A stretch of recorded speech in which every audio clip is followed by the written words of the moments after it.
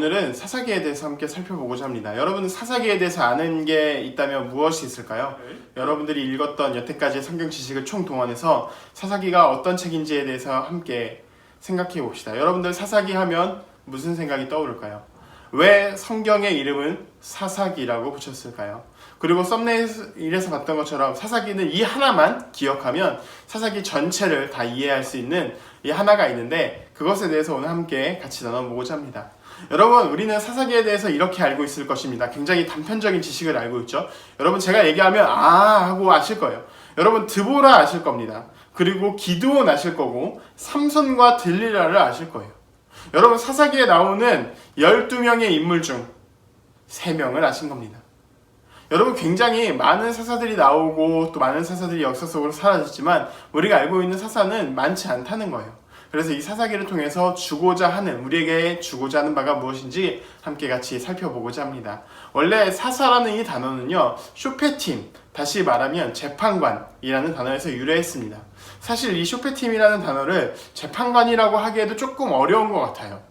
여러 가지 더 많은 의미를 가지고 있고 구원자라는 의미를 가지고 있기도 하지만 이 쇼페팀이 재판관이라는 의미를 많이 가지고 있기 때문에 그래서 사사기라고 번역을 했고, 다른 성경에서는 판관기라고 번역을 하기도 했습니다.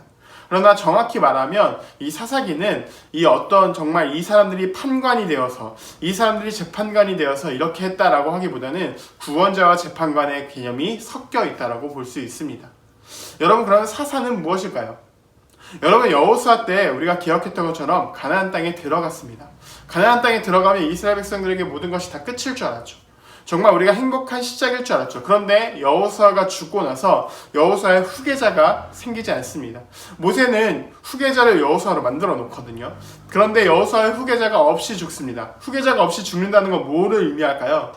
너도 나도 다 왕이 될 수 있다는 것을 의미하게 됩니다. 그래서 사사기의 핵심은 왕이 없었더니 라는 것이 사사기의 핵심입니다.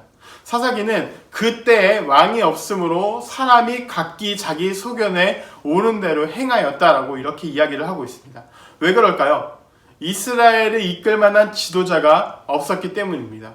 지도자가 없으면 이 땅이 어떻게 되죠? 우리가 평안의 땅에 들어왔지만 평안하지 못한 시대가 이어지고 있음을 보여줍니다. 그래서 하나님은 그때그때 사람들을 세우셔서 사사로 만드셨습니다. 이 중에는 문제가 있는 사람들도 있었어요. 이 당시에 왼손잡이도 있었고 또 기생의 자녀도 있었지만 하나님께서는 이런 것들보다는 하나님이 쓰시고자 하는 사람들을 사용해서 이스라엘을 만들어 가셨다는 것을 의미합니다. 사사기에 보면 연도나 기간이 조금씩 다르긴 해요. 이 12명의 사사가 활동했는데 기간이 짧거든요. 1대 사사가 죽으면 2대 사사가 나타나고 2대 사사가 죽으면 3대 사사가 나타나고 이런 것이 아니라 이 이스라엘 땅 모든 부분에 산발적으로 사사들이 이렇게 나타났다는 것을 의미해요. 그러니까 동시에 활동했던 사사들도 있었다는 것을 보여주고 있습니다. 이 사사기의 이 공식만 알면 여러분 사사기 다 아신 거예요. 사사기의 공식이 뭐냐면 이 4가지 사이클을 이렇게 돌 텐데요. 처음에 이스라엘이 범죄합니다.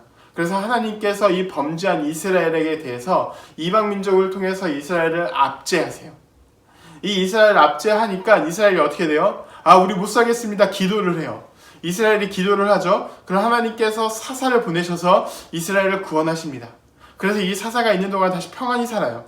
이 사사가 죽고 나면 다시 어떻게 되죠? 다시 이스라엘이 범죄합니다.